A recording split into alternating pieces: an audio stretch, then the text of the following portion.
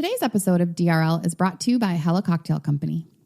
My guests don't just come to DRL for me. They also come for the cocktails. Luckily, my friends at Hella Cocktail Company have my back.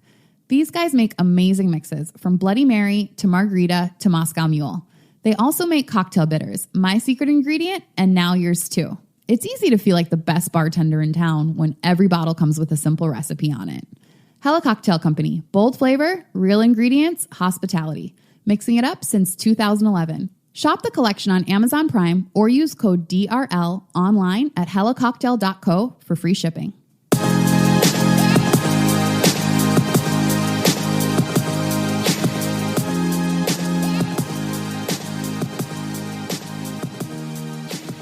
Hello, my lovely listeners. Welcome back to another episode of DRL, where we're talking everything dating, relationships, and love. I'm your host, Tanisha Wood. I'm actually down here in Puerto Rico because I was in Florida for work last week, and then Chris had to come down to Puerto Rico for work. And so last minute, he was just like, do you want to come down to Puerto Rico? So we're down here for a couple days. And I met this really interesting guy named Major. And Major's lived all around the world. He's Jamaican, so big up to my peoples. Hey, Major, how you doing? I'm great. I'm doing well. enjoying life back in the Caribbean. Is that your real name? Yes, but my birth name, given name, is George Michael. Like the singer? Like the singer, yes. Gotta have faith. So George Michael is my real name or my birth name. But through life, we go through a bit of changes and evolution. But in this particular time, it goes back to a loss in my family. Mm-hmm. So my sister, Stephanie, has a daughter named Dream. Mm-hmm. And about 9 years ago now, she passed away. So she was about 3.5. Yeah, it was definitely shocking, definitely jarring. She was my heart at that point, and losing her really was it really changed my trajectory. Mm-hmm. Because up until that point, I hadn't really had the type of relationship that normally has with their child, and I have a daughter. Mm-hmm. So having those formative years and getting a chance to see her from an infant all the way up to 3.5, right? It was like me getting another chance to grow a little human, and especially a little woman, right? So losing her was tough. And my sister, at that point, also had a 4-month-old. His name is Major. Oh. Yeah. So through that, long story short, I got a chance to go through a bit of spiritual or evolution. Mm-hmm. And I decided to dedicate the rest of my life to my niece and nephew. So hence Major Dream. Got it. Yeah. So I like it. So I like to say my sister named me. Which she cracks up about. But if you think about it, the people who name you don't even know you, and they name you. And some cultures, they don't actually name you until you're a couple months old, so they get to know you and figure out what type of person you are, and therefore what name matches you. 100%. I'm gonna just call my child It until I figure it out. So we just had It. It doesn't have a name yet. So I met Major just yesterday. I came in. He had these tight blue spandex on and no shirt, and he was just running around this hotel. So yesterday you were telling me about the fact that you had dated somebody for, what was it, 5-6 years? What was the story with that? Well, it was a beautiful story because it leveled me up, definitely. Someone who I felt that was going to be the last person I was going to be with. Whether we were married or not, we were committed to each other. Mm-hmm. I had lived a life that was really free. I didn't really have many boundaries. I was very fluid with my sexuality in the sense of like, hey ladies, here, you can have. Everybody gets a piece. You get one.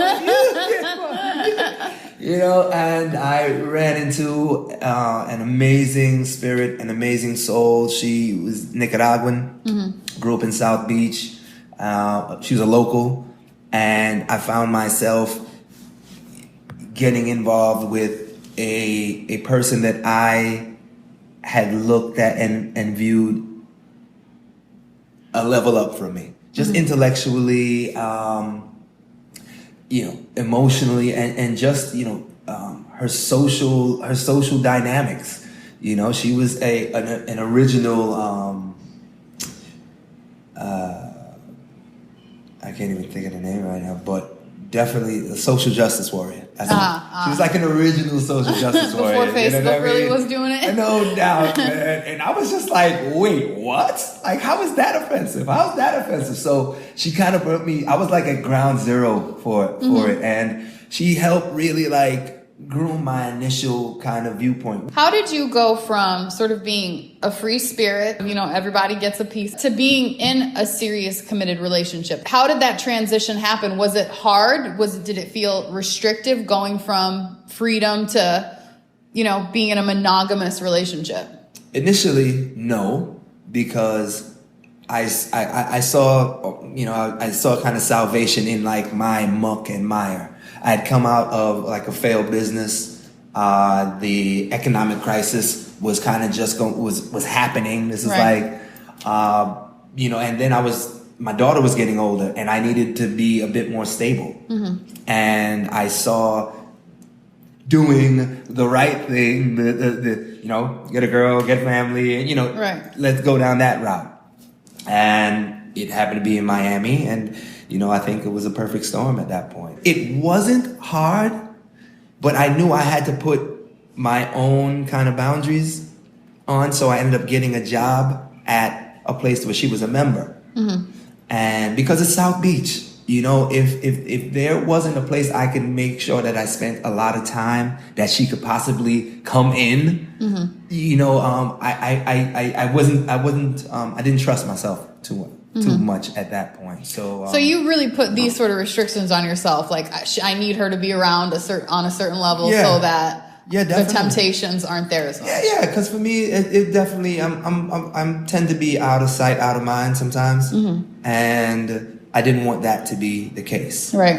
I wanted to change and create new behavior. So did that work in the beginning? That definitely worked. Okay. That definitely worked. No, it worked throughout the whole thing. Did she know that was sort of what you were doing? No, not really. I don't think so. I think I was like, well, babe, I could see you all the time. You're there. Sometimes I'm there. You could always stop in for lunch. And, I worked at a hotel and spa. So she was a member, so she would always want to come. And so it was great. And plus, I loved seeing her. You guys dated for 5 years. Well, total 3.5 years. 3.5 years. And she's like family now, Did you guys talk marriage during the relationship? Or talk, not so much, because you said marriage wasn't necessarily going to be the case for you guys, but did you guys think this is going to be forever? Yeah. So definitely. what happened? Bickering, fractures. I think overall she held me at a higher standard than she was even willing to put, I guess because you want such good for what you have going on, you really kind of hold other people to a standard that you don't even know what they should be. You just know it gets you irritated, or the way I rode my bicycle got her irritated. Really? Yeah. Well, how do you ride your bike? I'm like, wait, are there things that irritate me that I don't even know about? Because she's such a feeling person. During the BP oil spill, the only gas station that was by us, because we lived in downtown Miami at that time, was the BP. So she comes in and is like, giving up the cars. And I'm like, huh? We still need to get around. I'm like, huh? She's like, we're giving up the cars. We work on the beach. We live downtown. We're going with bicycles. So I was like, yeah, babe, you're right. So here we are with bicycles and stuff. Now, being from New York City and just being kind of aggressive guy from time and a free spirit, one of the most fun and freeing times is when I'm on my bicycle, because I don't have to stop. But with her, she wants to she's just very precautious, very precautious. And I'm a little bit more of a renegade, right? On the bicycle, and it just used to drive her crazy. And I was like, wow. I was like, I mean, we're saving the planet. No greenhouse. We're being fit. We're doing all of this, and I mean, we went a progression. So initially, you had like the big, heavy, clunky road bikes or mountain bikes and stuff, and now we're riding like fixed gear, single speed. Like we're really good on bikes now and stuff. And she's just like, oh my gosh, I can't believe you. And I'm like, what? But you realize this. We all have our traumas. And one of the main reasons that I loved her in my life is because I loved her story. It was but it also affected her life. Right. So do you think things like the way you rode your bike, like it sounds like a small, just sort of bickering, annoying thing. Yeah. But do you think that things like that are symptomatic of larger traumas? Definitely. So for her, was something like that, just not being cautious, maybe was the larger message? Oh, yeah, big time. A symptom of a trauma maybe she'd had. Definitely. Did you recognize that at the time? No. I would recognize it theoretically, but just kind of really deeply having some empathy for it and stuff, I didn't have. Because I still love to ride my bike. Right. But for her, it was definitely abandonment. It was definitely the risk of losing the person that you care for and love. What was the straw that broke the camel's back, so to speak, that made you guys say, you know what, we can't make it work? Because when you're that far in, like 3 years is really the... Either we're pushing forward all the way or we're stopping the train. Shit or get off the toilet. But that, I was ready to go with it. Like, the straw that broke the back. Okay, I'm a big flirt. Flirting or just being charming is part of my personality. I believe for her at this stage and point, it still wasn't something that she accepted fully. But she'd always known that since the beginning. But she's always known that from the beginning. Got it. So I think that's kind of really... But she hoped that maybe it would change. Yeah, and I felt that, and I hope things would change with her as well. Because I'm like, this has been me since you met me. What's different now? But at the same time, you do say that you are a person who, at the beginning of the relationship, put precautions on yourself. Correct. Because maybe you knew, hey, I've struggled with these things in the past. Correct. So, those two things being said, do you feel like maybe she did have a right to feel the way that she did? I definitely feel that she has a right to feel whatever way she chooses to feel. But I felt that when you see something that's consistent, that has always ended up 100% your side, then that's consistency that you can be okay with. Right, like you have to trust what you actually receive. But because consistently she comes from where and she's borderline feminist as well, too. So there's a feminism quality there where certain behavior of men only mean XYZ. What I was trying to do was show her that the behavior of certain men, even if actions look similar, they can, but still not mean the same behavior. So yeah, it was it was trying to like split hairs. We even went to couples counseling because it led to bickering, and I don't like to bicker. I don't like to, go through the whole, when I'm like, didn't we learn from this? And she's like, well, didn't we learn from this? I'm like, how could we keep going down the same road and keep coming up with different results when we claim that we both know each other? So let's go sit down with somebody who can referee this thing. So we go into couples therapy, couples counseling, and we do it together for a couple of weeks. And we're still starting to kind of, work things through and work things out. And by this time, we felt more like roommates. The bickering was leading to the loss of attraction and togetherness. Yeah. And that was the biggest thing. She was getting frustrated because there's no reason for me to think of her like a roommate. And I'm getting frustrated because every little thing is just making me not even want to deal with you. So we did a trial separation. So you guys moved out from your place together? Yeah, you know, the therapist felt that. And the therapist suggested this? Yeah. The therapist felt that, and funny thing enough, I started to come back to see this therapist by myself. And one of the things that she was telling me that I kept making excuses for my partner. Well, I was really under the impression that I was really the worst. You know, I was totally, because she was someone that I respected her opinion. You know, well-read, Harvard, super books, super smart, doing all next level psychology type of things. But the thing is, and I always have to remind myself of this, love is not logical. So no matter how smart a person is, no matter how intelligent, no matter what their IQ is, when it comes to love, it doesn't even matter because it's not logical. Like they aren't thinking in a logical way. Like, you know what? I should do this because this is what makes sense. It's like, no, my heart right now in this moment of whatever I'm feeling is what is telling me what to do and I'm going to do it. Oh, yeah. Yeah. Yeah. And that's exactly how it would come out. Just like that. Because she was almost clinical with it. Because she was so analytic, it would be like, you know, coming from reading Nietzsche or something and just be like hitting me with, and I'm like, yeah, man. I mean, it was definitely some great growth. But it was almost like I really didn't like myself. And through her eyes, I just felt like I wasn't worthy or I was trying to be worthy. So. Did you like the person you were when you were with her? You know what?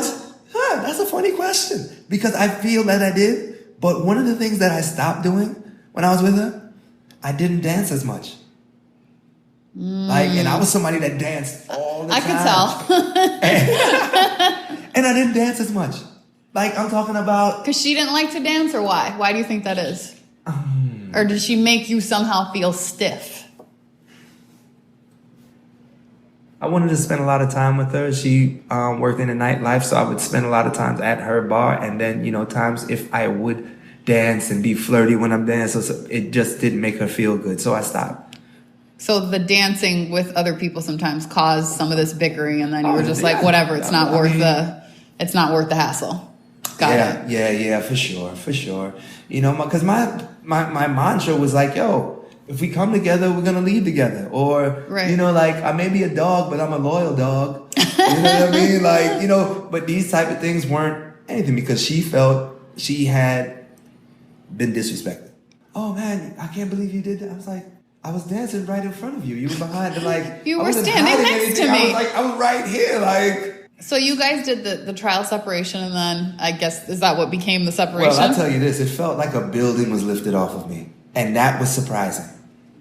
That was super surprising. I really thought that, and she just moved to the other side of the beach, like a few blocks down, and it really felt like whoa, like wow, and that blew me away. Like I immediately was depressed. I couldn't even sleep in the bedroom, you know, for like a month or two. Mm-hmm. You know, I'd sleep on the couch. You know what I mean? I tried, but it definitely was freeing. You know, and yeah, and the saddest thing about it. And you started to like that better.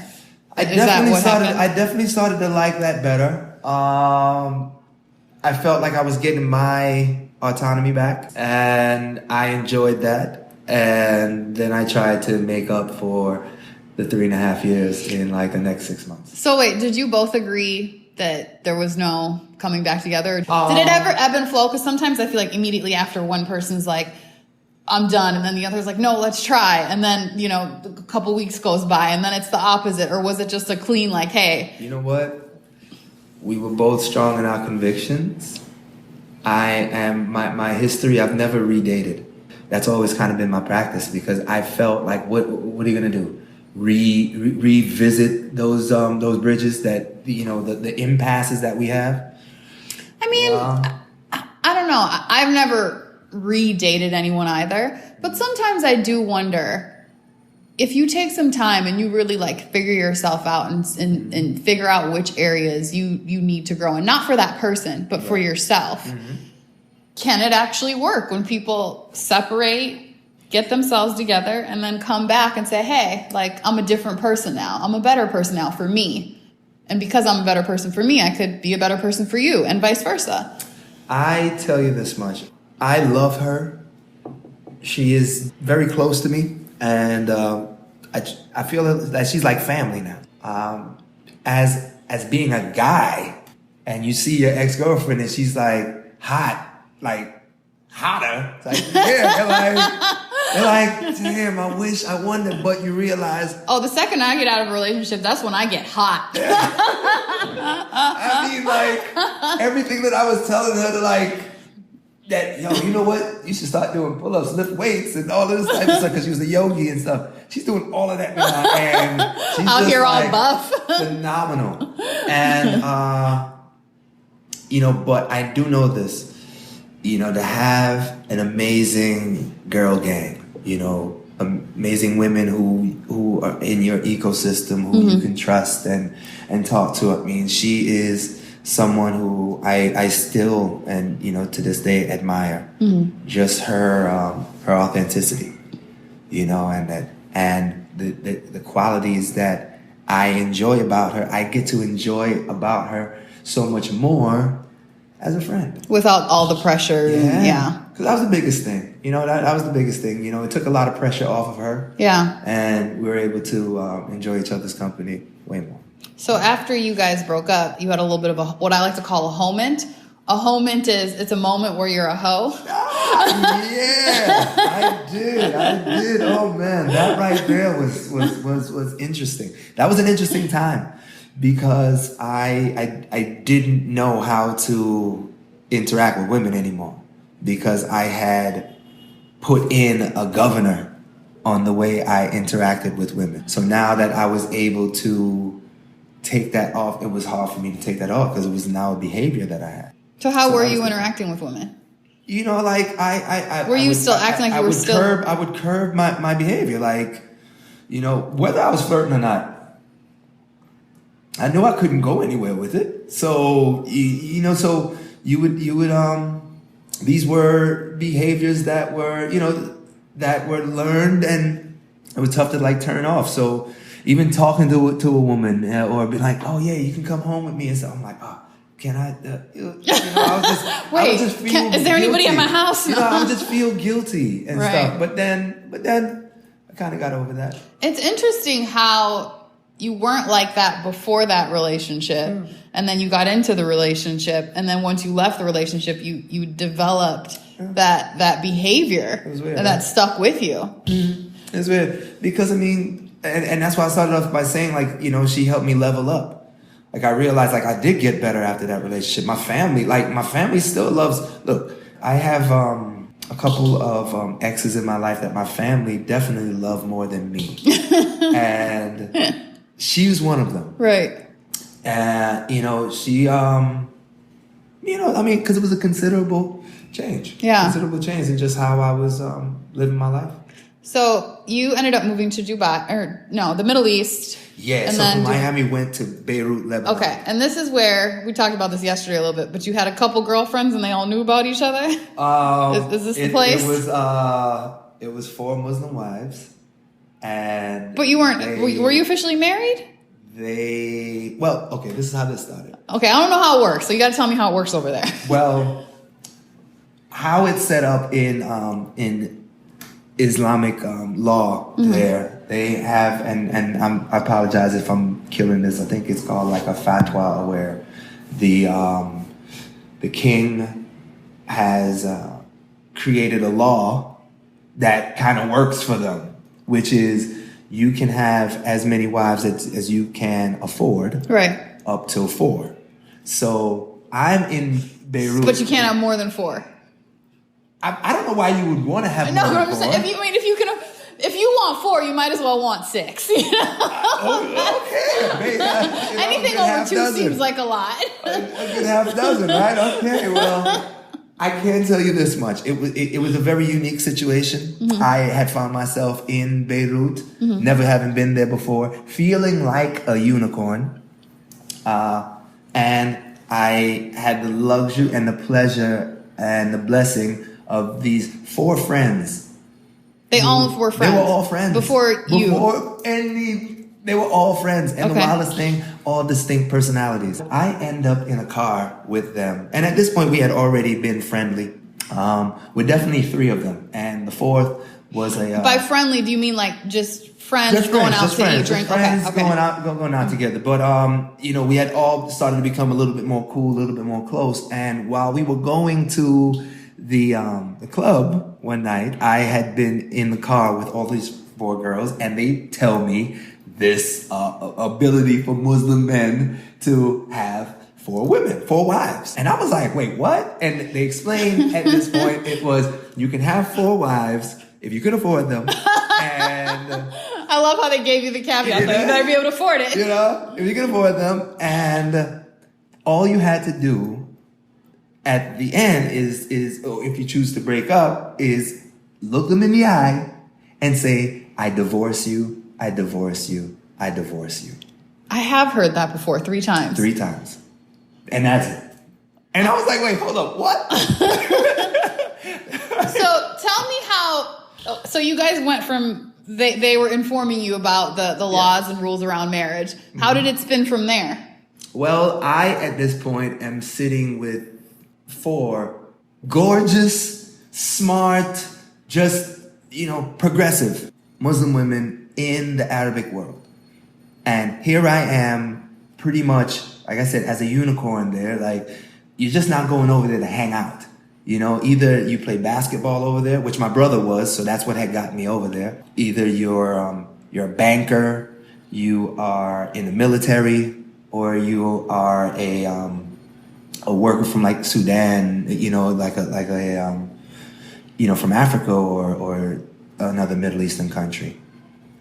You're not just a dude from the block showing up, kicking it, talking about, I do this, that, like you do it all the time. Right. So I, at this point, kind of, because everyone's Lebanese there. Mm-hmm. So I kind of represented everything they saw in American black men. So I was Will Smith. I was Jay-Z. Right. I was Puffy. I was, Edwin James. I was anything that, I was Obama. I was, you know what I mean? It right. You definitely kind of look like Will Smith a little bit. Like a little bit in the eyes, a little bit. Hey, I hope to get some of those Will Smith checks. Will Smith, if you're listening out there. You need a body double out here. If you ever need a body double, I'm in Puerto Rico. If you ever want to do a Pirates of the Caribbean character, come holler at your boy. Yeah, man. So, but Beirut, I love it. I love Beirut. I love the people of Beirut. These women became my family, and even the dynamic was funny still, because I'm like, all right, 4 Muslim wives, like really, but it was more the fact that it was a great support system. No, but so let's go back. I need to know how we got from, I'm just explaining to you our culture around marriage, to let's all do this. What was that process? It was, I know alcohol was involved.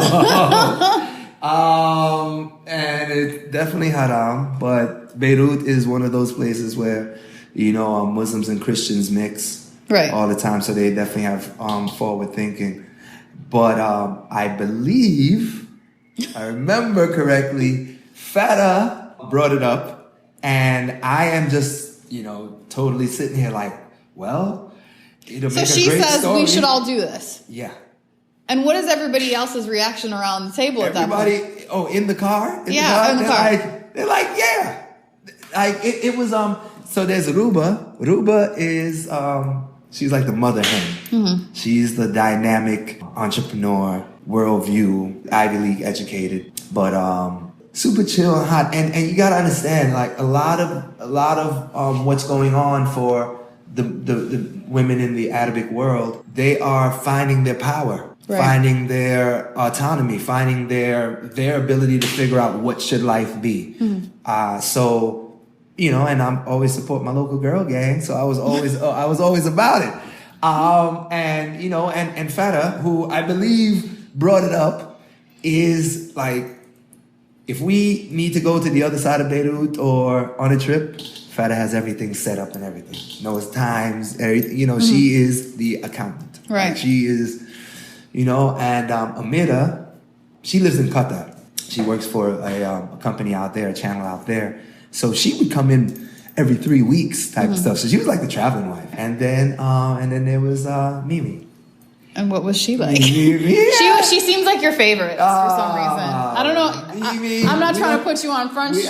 We don't play favorites, but Mimi is definitely everybody has favorites.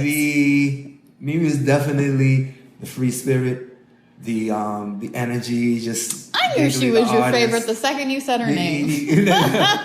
And it was just. I mean, it was really a good time because these were really ended up being like really close girlfriends that kind of all supported me. Like, did you guys all live together? No, but we definitely spent a lot of time together. And like I said, it was like, listen, folks, it was like 50-50, like serious 50 tongue in cheek. Okay. You know? Okay. So it because I was about to ask, did you meet their families? Like, did they tell their families they were married? How serious did this get?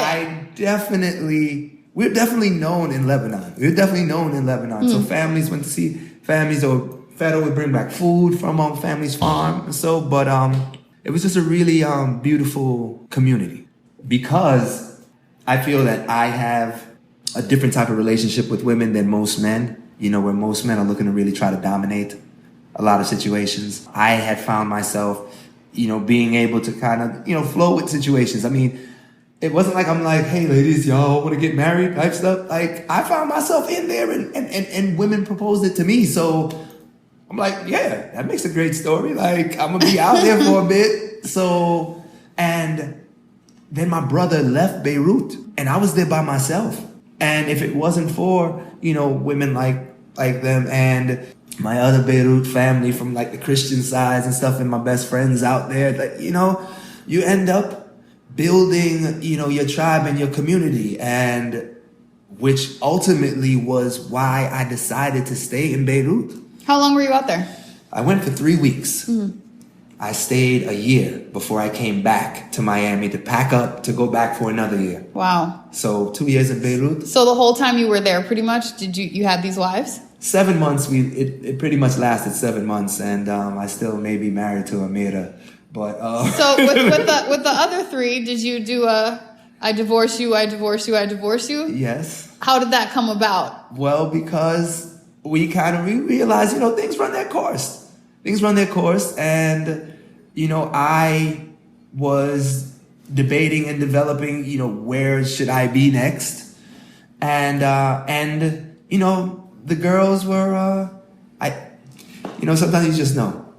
You know, you don't want to ever overstay your welcome with anything, you know, much less a fun community interaction. But these, I mean, to this day, you know, these are still my lovelies, man, my habibis, Hayete. And one's still your wife. And I mean, there was one. Okay, so there's one time we're walking down the street in Beirut, right? Me and all some of friends. You guys? Okay. Me and just some friends. Mm-hmm. Me and some friends, and some of my guy friends, and we're just walking down, and you know, I hear my name being called, and I'm like, yo, who's calling me? And you know, she's like, it's Amira, your wife. I was like, don't act like you don't know me. I was like, Amira. But it was just, you know, a great time to have. I mean, look, everything that we do in life is a choice. Mm-hmm. Everything. You know, whether you feel that you have a choice or not, how you process it is a choice. How you go is a choice. And while I was in Beirut, there were many choices I could have made and couldn't have made. And I tell you this, to engage with such giving, beautiful souls was definitely one of my better choices. And they're still my girls to this day. I mean, we still talk. So you mentioned that you are more of an open relationship at this point, at this point in your life. Yeah. How did you come to that, and how do other, you know, people that you potentially date take that? Well, how did I come to it? I came to it simply because, you know, I challenge groupthink. You know, I don't necessarily believe that any type of relationship is going to be forever. Right. There is no permanency when it comes to that. And your goals can be aligned and then they can grow apart. So to to say that one person can give you everything that you want and need, that's a pretty tall order, especially for ambitious, dynamic people. I feel like I want to have a family. I don't necessarily feel like I want to grow kids for a terribly long time. So it's like, in the sense that, you say you want 5 kids, you have to space them all out type of stuff. Well, right. if you got into a poly relationship, you could probably find a situation where you can be with 2 women, 3 women who are more like sisters with each other or supportive of each other, right. And you can have a communal relationship. And 2 women may want to carry their children. One just wants to be more of a traveler, a right. world traveler and stuff. Who are you to deny? But you bring out the best in each other. Well, as long as there's communication, and you can have 2 sets of twins with 2 women. There go your kids, right? I mean, the idea is this. It may sound weird and wacky, but the beauty about life, it's your choice. Yeah, there's no one box. I think the issue is that we think monogamy is the only way. And I think it's the way for some people, and I think it can work for some people. But judging by the divorce rate, I don't think it works for a lot of people. But I think what happens is we don't admit that. And people get more shocked by what you've just said than they do when somebody cheats. Right? That's something. Which really bothers me. So I've had people on the show that said, yeah, and I cheated. And it's a flyby. It's just like, oh, okay, on to the next thing. And then I've also had people say, I'm in an open relationship. I believe in open relationships. And it's like, oh, wow. Yeah. You get what I'm saying? And I just don't understand that dynamic. And it's always bothered me. Like, I always would prefer honesty up front. As long as somebody can say, here's what I want. And I can either say, yeah, I can get down with that, or I can't. But to lie to people down the road because you faked what you want or what you think is right for you, and now you're hurting people, versus just up front being like, that's what I want, or it's not what I want. So I respect that you know what you want and you're upfront about it. Thank you so much. And with those words, let me state for the record, I'm still trying to figure out what I want. But I can tell you this much. At this stage of my life, I definitely have perspective. And that's when I come up with, my personal ethos. That's where I kind of focus, how I operate in business, how I kind of, just deal with things, and that's my 4 W's. Women, wine, weed, and wellness. Those things for me, get my attention. And if I operate in those spaces, that right there is probably the best way to keep and hold my attention without any effort. Mm-hmm. Even when I was a personal trainer and stuff, I worked with a lot of women because I tried to train women so that they didn't necessarily need men to do just random stuff that you could do. Right. Sufficiency, sovereignty. So it ends up being, something that you visit all the time. I visit all the time, and who knows? I may just end up finding one partner, right, that can be everything, but if she is going to be everything, then she's probably going to want to have another partner too. You get what I'm saying? Right. And I've always been, what's good for the goose is good for the gander. Mm-hmm. So there's never any double standards. And not to say that jealousy or anything hasn't necessarily ever come up, because these are emotions and stuff. But I feel that for us to move culture forward, we cannot continue with the same type of group think, same type of just doing things the way because, that's just how it's done. Mm-hmm. The goal is to be happy, don't hurt anybody, and move the culture forward. You're not really going to move the culture forward if you keep thinking in the same way. Yep. So I am, experimenting with my life, trying to inspire other men to do the same so that they don't find themselves in this unfulfilling space. Right. And then be able to not just be the opposite sex, but be champions and, and supporters of women. I mean, I really feel if this thing is going to work, this world, it has to be done through women.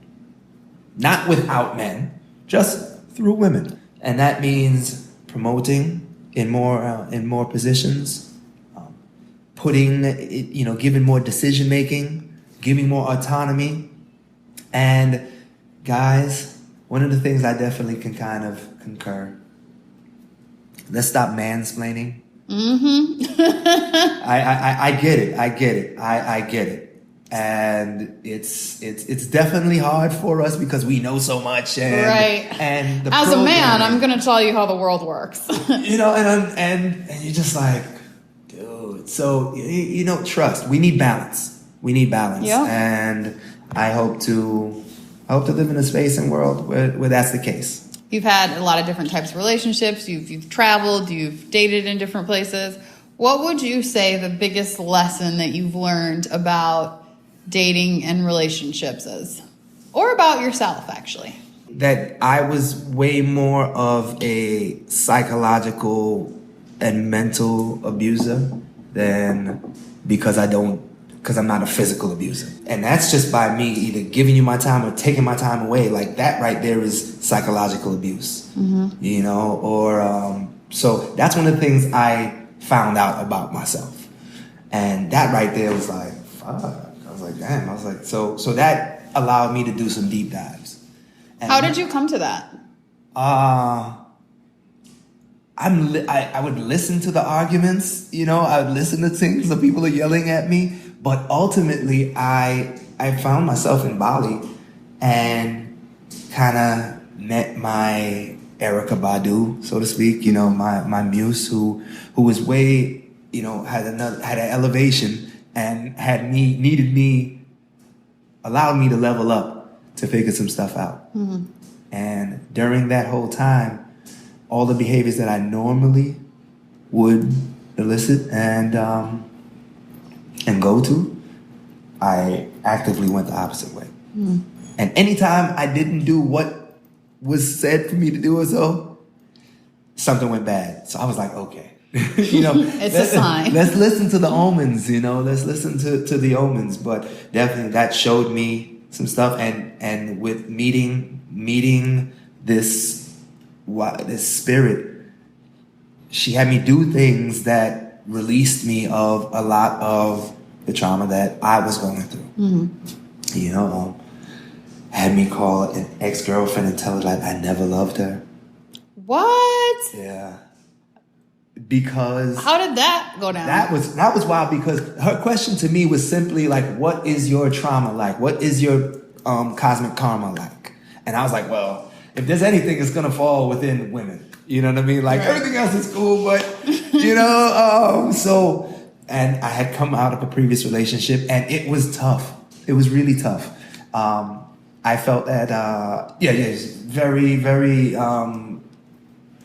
just overbearing, and I thought I was confused and I thought that it was love, but it was really some deep traumas that she didn't even want to deal with that I was just getting. Yeah, I had to sneak out of the house when she left because as the breakup, like. Were you in jail? Like, what? That's crazy. That's what it felt like. And look, I'm the person that says you have choice, right? Like, right. So. Got your binoculars out, like, okay, she's in the car. I can escape. Yeah, because I felt that there was going to be a breakthrough. But there wasn't. She just had too many personal traumas that I was just, at that point, was over my pay grade. Mm-hmm. I had just started a juice company with some partners, and that was, a lot of my intentions and efforts. And as the life of an entrepreneur, it's not a 9-to-5. Right. And I felt that because we sat down and I explained it and I invited her to be involved, that it was going to be easier. But no, she had her intentions and her push and her will that she wanted, which she has total intent and right to have. But it just got a bit Crazy. I tried to break up with her 3 times. She wouldn't let you leave the house. 3 times. Yeah, the first... because the thing is, in Dubai, I lived on the 70th floor. Right. And it was kind of like the party place for a bit. And she lived down on a lower level. Mm-hmm. So she's like, nah, you're not going to live in there with your boys anymore. Like, we're in this relationship. So she's like, just come on down. And I had just been new to Dubai, and I wanted to get, focused on, business and not other women. So I was like, it'll be great to have a girlfriend. She's awesome. She's gorgeous. And just the bee's knees. And then I got closer in, and it became a little... Look, I'll tell you this. For the right person, she is the best thing going. And I just realized I wasn't the right person. Yeah. You know what I just realized though about you? What? I've been listening to you talk about various relationships, and it's funny because it seems like a couple of your long-term or serious relationships sort of revolve around needing to focus or trying to get to a different place. So for example, like some people might say, whenever I want to like kick things off in my life, I join a new gym, and it kind of gets me focused, and I create a routine around the gym, right? And it helps me stay focused. Or for other people, it might be, I move to a new city and then I'm not around all my friends or whatever it may be. But it sort of seems like your thing is, here I am, I'm starting this new business, and the best way for me to get focused is to be in a new relationship so that there's not other distractions around. Where other people might see it the opposite. Like I would think of it as the opposite. Like if I'm really trying to get focused, let me get out of a relationship. So it's interesting that you link those two things together. That's an interesting, observation, because that does seem, all of these were life events. Right. And you want to go through a lot of these life events with a team. Right. Support system.